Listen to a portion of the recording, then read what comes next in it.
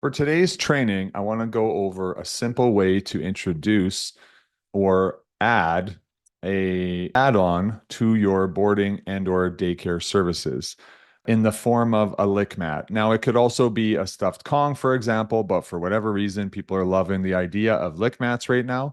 So I specifically made an 8-step guide on how to add a lick mat add-on offer. Everything from how to price it, potentially how much money you can make per month, what kind of supplies you need, etc. So without further ado, I'm going to dive into that. Now, what I'll ask you to do is if you want access to the step-by-step PDF, I can definitely share that with you and I'll show you exactly what it is right here, where it literally says steps 1 all the way through 8, specifically what you need to be aware of and what you need to do. If you want access to this, just comment wherever you can or message me PDF and I can get you complimentary access to that. I'm also going to show a bit of another screen to write some of this stuff out so it makes perfect sense. I'm just taking me a moment to find the applicable thing to share. All right, so to begin with, 8 simple steps to adding a LickMat add-on offer. I've really covered most things. Obviously, it's not an exhaustive list, but it will get you started in the right direction. Just to begin with, if you were to hypothetically sell about 5 per day, around $10 each, that would equate to an additional $1,500 or so monthly. And you could probably get started for around $200, all supplies included, including the actual food. So it can potentially be a great return on investment, utilizing existing team members that you already have. So anyways, like I said, comment PDF if you want that file step by step. What I'll do is go through this and write this out a little bit for you. So step number 1 is gather supplies. So what supplies do you need? And I'll just write this out here. Number 1, you need the actual lick mats. You can get them from the dollar store or on Amazon or somewhere online. Ranges from $3 and up. Dollar store might be less money than that. Qualities can vary. I did include a direct link to some options on Amazon in the PDF. Number 2, what you need, meaning food ingredients. Some options are no sugar added applesauce, plain yogurt, canned plain pumpkin, frozen fruits like blueberries, peanut butter, cheese whiz, dog treats, etc. The list could go on. What you can do is actually thaw out the blueberries a little bit and then mash them into the lick mat. That can help and then refreeze it. Anyways, third piece might be a freezer. So typically it's going to be best for keeping things in good condition. I should clarify that. For if you have a freezer, I would definitely use it and pre-make these lick mats because they can be easily taken out and then given to the dogs.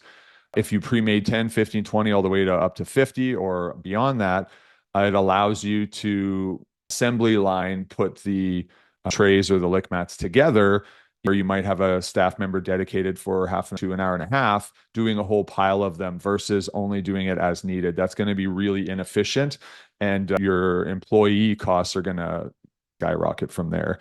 So I would personally get a freezer, assemble them, put them in the freezer, and then you can hand them out as needed, as purchased, but also them being frozen would allow for a little bit more work from the dog to get access to the snacks.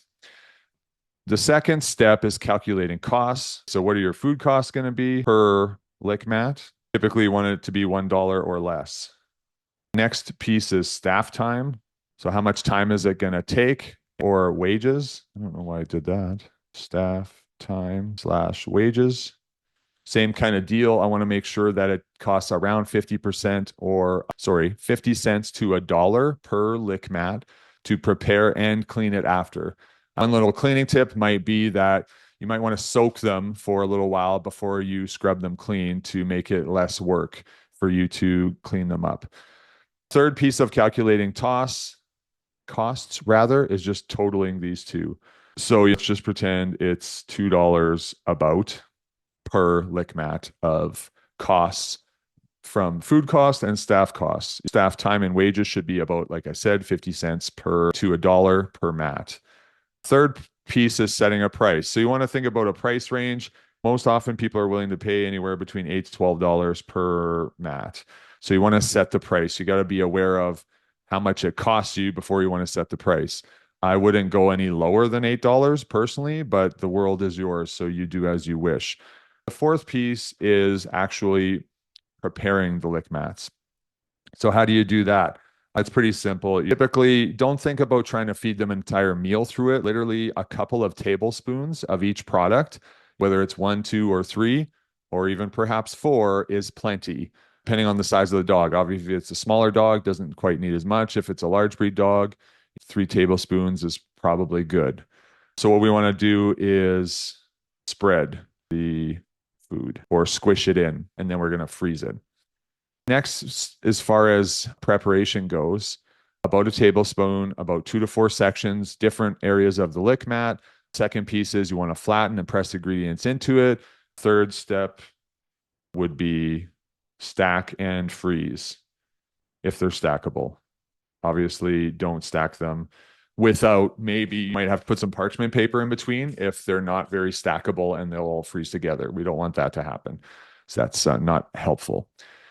Next piece of it is launching the offer. So what do you want to do? You really have to figure out the start date. There's not a lot. So, hey, choose a start date of when you will offer them and how many you will have. Maybe anywhere between 10 to 100. Depends on the size of your facility, so don't worry.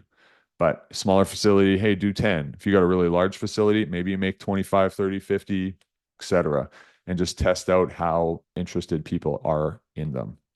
A facility I know makes 100 and they sell them in a couple weeks, but they have a higher volume for daycare and boarding.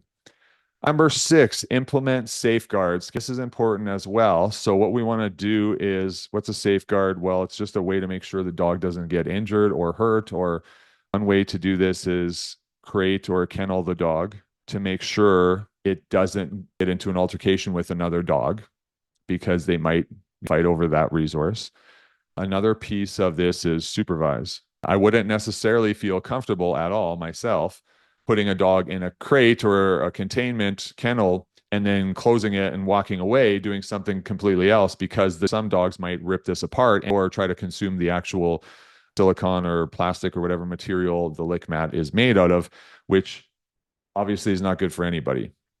So we want to supervise it. So that way, what I would probably do from my systemization kind of standard operating procedure is try to give 5, 10, however many lick mat dogs that get it per day, give them the lick mats around the same time. So I can just visibly watch them all and take them away once the dogs are done with them.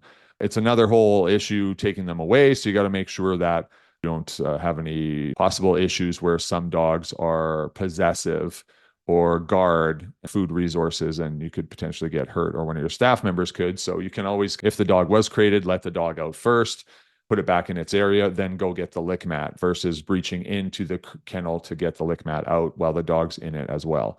So that could be a little example of some safeguards for your team. Supervision is a must.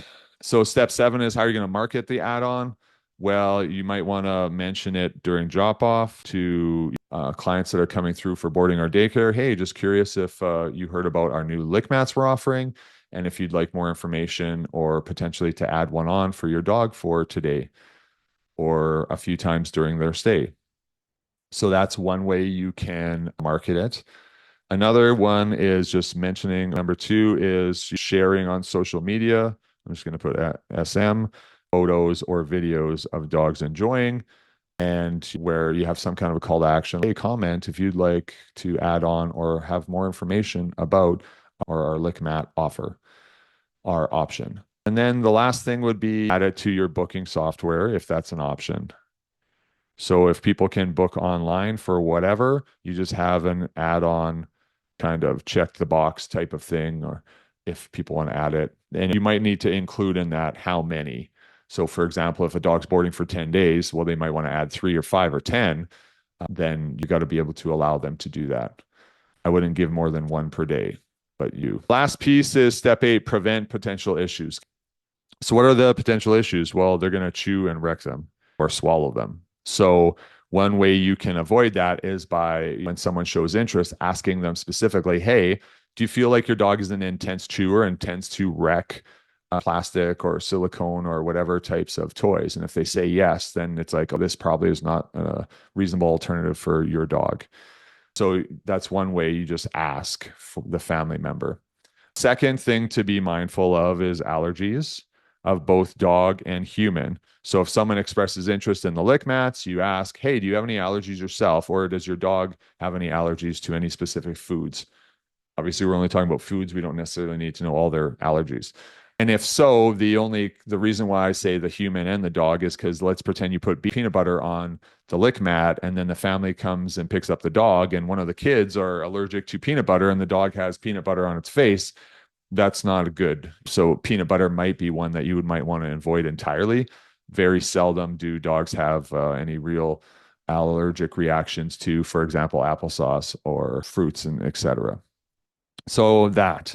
The third part about prevention is supervision. So that way, like I had already said earlier, you can provide that stimulation for the dog where they get to enjoy a little bonus thing that they would have not normally during daycare and or boarding. That is really interesting to them and they would look forward to, I'm sure. Maybe not look forward to, but they would get excited for, I should say, that can add up to a lot over time with very minimal investment. You could probably, like I said before, get started with 10 to 20 to 30 lick mats and food supplies for about $200 and gain a lot of revenue back from it while people are getting excited and being happy that their dog got a little bit of extra attention, enrichment, muzzle stimulation while they were away. By all means, this, like I said already, is not an exhaustive list. Take precautions, ask any questions, and set this up with your team to make sure that it is done as safely as possible. If you have any questions about this, don't hesitate to comment on this video. Otherwise, reminder, comment PDF if you want access to that 8-step PDF and get fired up today.